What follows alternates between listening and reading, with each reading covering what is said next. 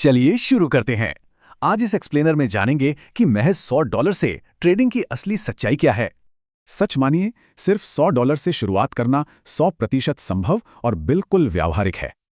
लेकिन दिक्कत कहाँ आती है? फिक्स्ड रिस्क मैनेजमेंट, जो छोटे कैपिटल को पलक झपकते ही उड़ा देता है। इसका अचूक समाधान है स्लाइडिंग स्केल स्ट्रैटेजी, यानी अकाउंट साइज बढ़ने के साथ अपना रिस्क प्रतिशत कम करते जाना। शुरुआत में आक्रामक विकास बिल्कुल जरूरी है, लेकिन बाद में पूंजी को बचाकर रखना ही असली गेम है। छोटे अकाउंट्स को तेजी से बढ़ाने के लिए शुरुआत में थोड़ा ज्यादा रिस्क उठाना काफी फायदेमंद रहता है। मगर जैसे ही बैलेंस ऊपर चढ़े, रिस्क को एकदम कम कर देना चाहिए। कैपिटल बचाना सबसे अहम है। अब बड़ा सवाल यह है कि शुरुआती आक्रामक दौर में छोटे अकाउंट को आखिर कैसे बचाया जाए। जब पैसा कम हो तो बस धैर्य चाहिए। अंदाजन ट्रेड करने से बेहतर है सही मौके का इंतजार करना। इसके लिए गजब का अनुशासन चाहिए। पूरे हफ्ते में बस एकदम परफेक्ट सेटअप का इंतजार करना होता है।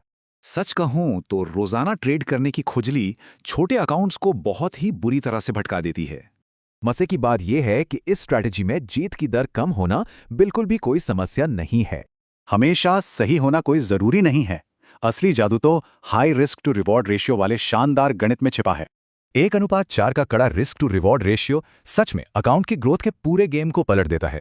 इसलिए छोटे और नपे तुले नुकसान ही इस पूरी स्लाइडिंग स्केल स्ट्रैटेजी को बेहतरीन तरीके से एकदम सुरक्षित रखते हैं। यही सुरक्षित तरीका आगे चल के गजब का कंपाउंडिंग मोमेंटम बनाता है, जिसे फिर रोकना लगभग नामुमकिन हो जाता है। 10 महीनों तक लगातार सही नियमों का पालन गणितीय रूप से बिल्कुल चमत्कारिक और वास्तविक परिणाम दे सकता है।